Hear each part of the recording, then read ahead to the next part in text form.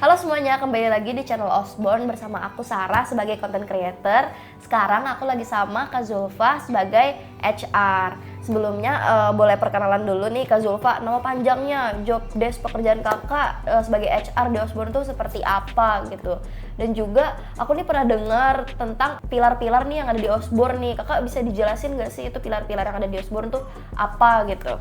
Oke, halo semuanya. Perkenalkan, nama saya Zulfa Tafila. Saya merupakan HR Generalis di PT Osborn Mobilitas Indonesia. Yang pertama, saya ingin menjawab terkait dengan 4 core values dari PT Osborn Mobilitas Indonesia sendiri.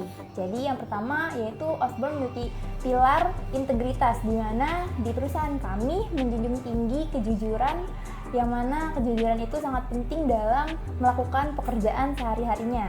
Kemudian yang kedua ada pilar attitude, di mana setiap karyawan Osborn harus memiliki etika kerja yang baik itu dari cara berkomunikasinya, cara bersikapnya, baik secara internal maupun dengan eksternal perusahaan. Kemudian yang ketiga ada learning. Di perusahaan kami sangat menjunjung tinggi pembelajaran di mana seluruh karyawan diminta untuk terus memiliki keinginan, niat yang tinggi untuk belajar seperti itu. Kemudian yang keempat ada respect, di mana seluruh karyawan Osborn harus memiliki sikap untuk menghormati, saling menghargai antar staff, antar atasan, antar tim, itu harus dijaga di perusahaan kami. Begitu mungkin terkait dengan 4 core values dari Osborn ya Kak. Nah, kemudian selanjutnya job desk HR ya. Tuh. Oke, untuk job desk HR sebenarnya memang cukup banyak ya, tapi ya mungkin aku jelaskan beberapa aja dari job desk umumnya HR generalis di PT Osborn Mobilitas Indonesia. Yang pertama itu yang pastinya rekrutmen end to end. Jadi seorang HR ini harus mampu merekrut talenta yang bukan hanya terbaik, tapi juga sesuai dengan job position dan juga dengan kultur perusahaan. Kemudian yang kedua ada payroll, yang mana pekerjaan ini pasti sangat didukung oleh karyawan Osborn gitu ya. Nah, setiap bulannya HR harus mampu merekap data-data absensi, kemudian BPJS kesehatan, BPJS tenaga kerja untuk keperluan dari payroll bulanan tersebut. Kemudian yang ketiga ada fungsi HR yaitu people development, di mana HR harus memastikan kekurangan dari karyawan itu dan mampu merencanakan pelatihan yang sesuai dengan kekurangan supaya bisa menutupi kekurangan dari karyawan tersebut. Seperti itu. Kemudian selanjutnya ada administrasi HR ya. Administrasi HR itu diantaranya ada pembuatan kontrak karyawan.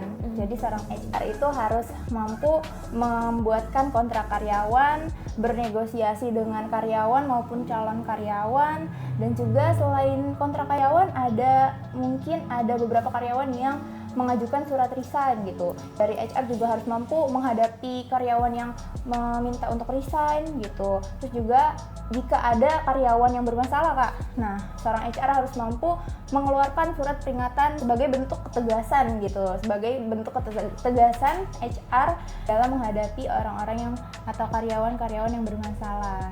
Mungkin itu sisi administrasi. Mungkin administrasi lainnya seperti rekap absensi, terus penginputan data karyawan, penginputan data BPJS tenaga kerja, BPJS kesehatan. Mungkin terkait dengan hal itu sih administrasi HR Kak. Tuh, job desk kakak sebagai HR generalis tuh lumayan banyak ya. Aku penasaran ya, tadi kan kakak bilang kakak itu HR generalis. Nah, ada nggak sih kak jenis-jenis HR yang lain dan job desk-nya itu apa? Apakah jauh berbeda atau gimana nih? HR ya, Human Resources sebenarnya memang ada beberapa fungsi HR, yang mana dari fungsi tersebut dijadikanlah suatu spesialis gitu Kak. Jadi ada contohnya, yang pertama fungsi HR ada rekrutmen Kak. Jadi dari rekrutmen tersebut dijadikanlah posisi HR rekrutmen. Tugasnya apa sih gitu? Nah, seorang HR rekrutmen harus mampu melakukan proses rekrutmen mulai dari analisa kebutuhan tenaga kerja sampai melakukan onboarding kepada karyawan baru, seperti itu untuk HR recruitment. Nah, untuk HR selanjutnya ada HR People and Development, atau mungkin ada yang menyebutnya Training and Development (TND). Nah, seorang HR TND harus mampu menganalisis training need analysis, kebutuhan pelatihan dari karyawan-karyawan gitu. Jadi fokusnya ke pengembangan karyawan dan juga pengembangan dan pelatihan karyawan seperti itu, Kak. Terus selanjutnya ada HR admin yang mengurus tentang administrasi HR seperti kontrak karyawan, cuti, lembur, BPJS dan lain sebagainya, Kak. Kemudian ada HR generalis. Nah, HR generalis ini merupakan gabungan dari semua fungsi-fungsi HR begitu. Jadi semua kerjaan atau fungsi HR itu dilakukan oleh HR generalis, baik itu administrasi, rekrutmen, dan lain sebagainya. Seperti itu, Kak. Oh, banyak ya Kak ternyata job desk dari HR itu, terutama HR generalis yang merangkum semua pekerjaan dari jenis-jenis HR itu menjadi satu ya Kak. Nah, sekarang aku ada pertanyaan nih, Kakak nih sebagai HR generalis di Osborn nih, bagaimana sih cara Kakak menggerakkan roda perusahaan tetap berjalan selain dengan melakukan penggajian dan rekrutmen gitu? Oke, baik. Untuk HR generalis sendiri sebenarnya memang lebih ke administrasi dan juga rekrutmen ya. Tapi di sisi lain ada yang namanya HR business partner, Kak. Pernah denger nggak, Kak, HR business partner? Belum. Okay. Nah, HR business partner itu gimana cara seorang HR memiliki fungsi partner bisnis dari perusahaan, di mana HR harus bisa memikirkan strategi khususnya strategi SDM ya, sumber daya manusia, untuk mencapai tujuan atau visi perusahaan gitu. Gimana caranya bisa memikirkan berapa karyawan yang cukup untuk suatu perusahaan, terus talenta atau skill-skill apa yang cocok. Jadi lebih ke strategisnya gitu kalau HR business partner. Jadi seorang HR generalis dan khususnya saya di PT Osborn Mobilitas Indonesia, tantangannya itu sih menjadi HR business partner gitu sih, Kak. Itu yang paling menantang ya Kak. Betul. Tapi aku pengen nanya nih Kak, aku ada pertanyaan tentang proses rekrutmen karyawan. Kalau misalnya Kakak dihadapkan dengan situasi Kakak ketemu 2 kandidat. Kalau kandidat yang pertama ini tuh skillnya bagus tapi attitude-nya kurang. Kalau misalnya kandidat yang kedua, dia itu skillnya kurang tapi attitude-nya bagus. Kakak tuh akan milih yang mana, dan pendapat Kakak soal kandidat-kandidat ini tuh seperti apa sih?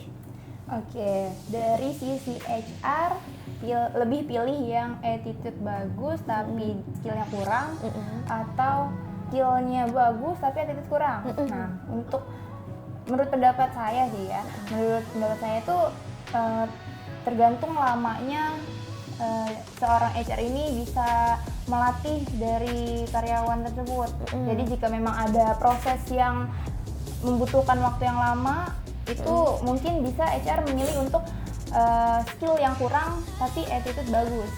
Karena attitude juga kan menjadi core value Osborn juga nih. Seorang karyawan harus fit kulturnya dengan perusahaan gitu, Kak. Jadi menurut saya lebih memilih untuk attitude yang bagus dengan skill yang kurang, karena skill itu bisa dilatih, bisa diberikan pelatihan seperti itu. Jadi kalau attitude memang agak susah ya untuk menyesuaikannya dengan budaya perusahaan seperti itu, Kak. Begitu. Tadi kan Kakak kan ada mention soal kultur perusahaan ya. Nah, aku tuh boleh nanya nggak sih Kak, kalau misalnya Kakak sebagai HR generalis tuh ada nggak sih salah satu kultur di perusahaan Osborn yang ingin Kakak ubah gitu, dan kalau ada tuh apa? Oke, mungkin bisa aku ambil dari salah satu core value Osborn ya Kak ya, yaitu learning. Jadi aku tuh pengen banget karyawan Osborn itu terus belajar, meningkatkan skill-skillnya yang udah ada, dan juga dari pembelajaran tersebut bisa meningkatkan value dari perusahaan itu sendiri, Kak. Jadi yang namanya perusahaan tuh ada yang namanya employer branding, Kak. Di mana perusahaan memiliki karyawan-karyawan yang memiliki kualitas yang baik, yang bisa dijadikan brand image suatu perusahaan gitu, Kak. Jadi orang-orang di luar kan bisa melihat nih, wah, orang karyawan-karyawan Osborn ini kualitasnya bagus-bagus nih, service quality-nya bagus-bagus nih, mau jadi salah satu karyawan Osborn. Nah, itu bisa dijadikan brand image dari Osborn sendiri gitu sih, Kak. Oh, berarti goals Kak Zulfa ini menjadikan Osborn sebagai top of mind ya di orang-orang. Jadi untuk orang-orang yang ingin tertarik untuk join ke Osborn nih, gimana sih Kak proses perekrutmennya kalau misalnya boleh tahu? Oke, alur proses rekrutmen di PT Osborn Mobilitas Indonesia jika teman-teman semuanya nih tertarik untuk bergabung menjadi karyawan PT Osborn Mobilitas Indonesia ya. Oke, untuk yang pertama nih Kak, dari internal HR sendiri ada yang namanya kebutuhan tenaga kerja, di mana saat ada permintaan dari user atau manajer terkait atau posisi terkait itu merequest new employee. Nah, itu HR harus menyiapkan job analysisnya. Jadi HR harus menyusun kualifikasi, persyaratan dari new employee yang diminta oleh user tersebut. Persyaratan dan kualifikasi yang sudah dibuat, selanjutnya HR melanjut ke open job. Open jobnya itu bisa berupa menyebar lowongan-lowongan pekerjaan, baik itu di sosmed perusahaan atau mungkin di job portal. Nah, di sini saat ini Osborn aktif di job portal Glints, teman-teman. Jadi untuk yang tertarik bisa dipantau nih sosial medianya Osborn, Instagram, TikTok, dan juga job portal Glints-nya Osborn Rental Mobil gitu kan. Terus selanjutnya setelah open job kan CV masuk nih Kak.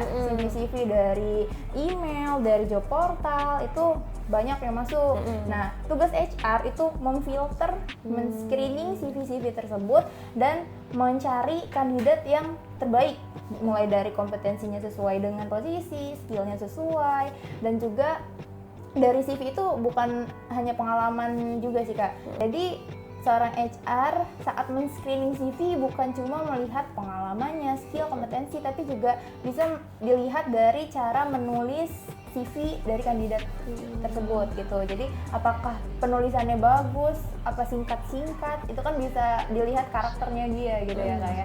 Terus juga selain cara menulisnya, dari layout CV itu juga dilihat Kak. Jadi sekarang kan lagi maraknya atau viralnya CV ATS ya Kak. Jadi itu apa manfaatnya sih buat HR? Nah, CV ATS itu bisa memudahkan HR itu untuk membaca. Jadi kan terstruktur gitu, tidak banyak gambar, tidak banyak desain-desain yang nggak perlu. Nah, itu fungsinya CV ATS gitu, biar apa yang mau kamu jual ke perusahaan itu bisa langsung terbaca oleh HR gitu sih Kak. Terus selanjutnya setelah screening CV kita sudah mendapatkan kandidat-kandidat yang sesuai. Selanjutnya itu kita offering interview HR, yaitu interview yang pertama. Kita offering ke kandidat yang sesuai, dan jika sudah mendapatkan kesediaan dari kandidat, kemudian kita jadwalkanlah interview HR tersebut gitu. Nah, dari interview HR, sepengalaman Kak Sarah gimana nih interview HR di Osborn? Jujur aja interview HR itu menurut aku lebih menegangkan ya Kak dibanding interview user, karena kan itu berarti first impression dari perusahaan terhadap aku gitu sih kalau kesan dari aku ya. Oke, siap, betul sekali ya. Jadi memang di beberapa perusahaan interview HR itu menjadi tahapan pertama interview gitu ya. Interview juga ada beberapa cara nih Kak Sarah. Waktu itu Kak Sarah pernah one on one interview gitu ya. Dan saya sendiri. Nah, di Osborn sendiri sekarang sedang menerapkan sistem interview yang baru Kak. Jadi namanya group interview. Gitu. Jadi group interview itu gimana? Jadi nanti ada beberapa kandidat yang mengikuti satu Zoom interview dengan saya. Jadi pertanyaannya untuk semua kandidat, dan kandidat yang mengikuti arahan itu bisa menjawab pertanyaan saya, dan nanti yang dilihat adalah keaktifan dari kandidat interview itu. Nah, kenapa sih memakai grup interview itu, ya kan? Nah, grup interview itu dari sisi HR ya Kak, itu lebih hemat waktu, hemat biaya, hemat tenaga, karena kita bisa interview banyak orang dalam satu waktu gitu sih Kak. Dan juga untuk kandidat juga ada keuntungannya, yaitu pertama kan interviewnya Zoom gitu ya, nggak mengeluarkan biaya yang berlebih gitu kan. Jadi ya itu keuntungan yang bisa didapatkan dari grup interview sih sebenarnya. Oke. Setelah interview HR, seorang HR bisa menseleksi kandidat-kandidat mana yang jawabannya sesuai, terus komunikasinya juga sesuai dengan yang dibutuhkan, Nah, setelah mendapatkan beberapa kandidat itu, HR memberikan rekomendasi kepada user. Ya minimal 3 atau 5 kandidat lah ke user untuk dipilih gitu, untuk dilanjutkan ke tahap selanjutnya gitu kan. Dari user jika sudah oke dengan 5 kandidat, maka selanjutnya HR melakukan penjadwalan interview user Kak, interview yang kedua. Nah, interview user itu sama siapa sih gitu kan? Sama usernya gitu. Jadi sama manajernya di posisi yang dilamar gitu. Jadi atasannya langsung gitu di interviewnya. Seperti itu Kak. Nah, untuk yang interview user itu pastinya one on one dan offline, karena kan dari user ingin melihat langsung nih karakter secara offline-nya gimana gitu, cara bersikapnya, cara komunikasinya kayak gitu kan Kak. Tahap selanjutnya setelah interview user ada seleksi lagi.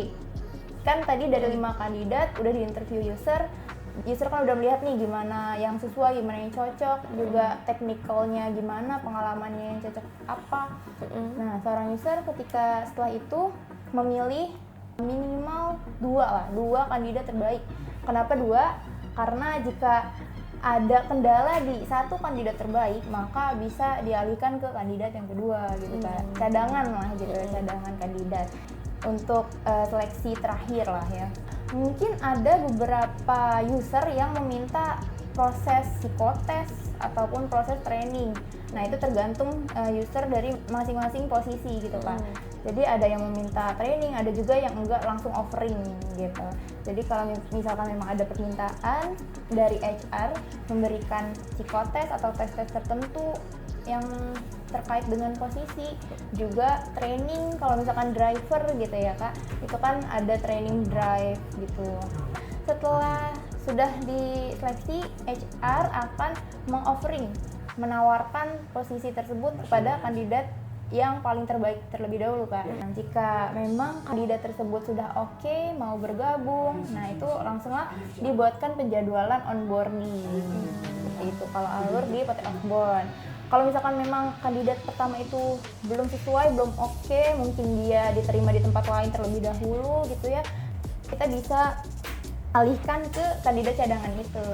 Nah, jadi gitu sih Kak dari proses rekrutmen PT Osborn Mobilitas Indonesia, dari mulai open job sampai dengan proses onboarding. Jadi tahap terakhir yaitu onboarding. Jika sudah onboarding, di hari itu juga calon karyawan bisa langsung tanda tangan kontrak, dan di hari itu juga tanggal efektif bekerjanya karyawan. Gitu sih Kak. Sebenarnya aku ada pertanyaan sih Kak soal grup interview tadi. Ini Kakak sebagai HR itu tuh lebih prefer yang one on one atau yang grup interview itu? Karena aku ngeliatnya grup interview ini kan kayaknya agak overwhelming ya Kak, karena kayak 6 kandidat sekaligus digabung jadi satu Google Meet, terus abis itu nanti Kakak harus ngebandingin nih yang mana yang paling bagus dari kandidat 1 sampai kandidat ke-6. Mungkin salah satu tujuan aku melakukan grup interview karena memang hemat waktu juga, karena kalau one on one itu membutuhkan waktu yang panjang ya Kak. Jadi satu orang aja bisa 30 menit. Nah, jika ada 10 kandidat tuh dikali aja 30 menit kan. Nah, sementara kalau grup interview itu kan lebih menghemat waktu. Jadi 2 jam bisa digunakan untuk bahkan 10 kandidat dalam satu grup interview gitu Kak. Nah, cara membandingkan dari kandidat-kandidat yang ada di grup interview itu salah satunya dari aku melihat keaktifan menjawab dari mereka sih Kak. Jadi mungkin ada 3 orang kandidat tercepat menjawab, itu kan pasti jawabannya akan berbeda lah. Sementara 4 ke 5 dan seterusnya pasti akan sama jawabannya dengan kandidat-kandidat yang awal-awal menjawab gitu ya. Nah, makanya di situ aku akan mencari kandidat-kandidat paling aktif dengan jawaban yang berbeda gitu, dengan kualitas jawaban yang berbeda, yang mendalam, kayak gitu sih Kak. Jadi untuk overwhelm, ya cukup overwhelm kalau sendiri ya, jadi cukup menguras tenaga ya sebenarnya gitu, tapi lebih menguras tenaga lagi yang one on one sebenarnya. Jadi karena dia lama gitu ya. Bener, belum lagi ada kandidat yang reschedule gitu. Jadi kan menghancurkan timeline dari HR sendiri gitu. Bener.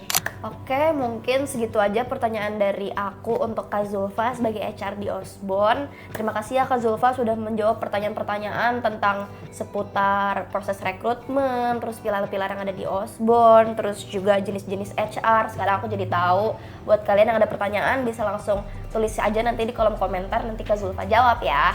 Oke, sekian dan dadah!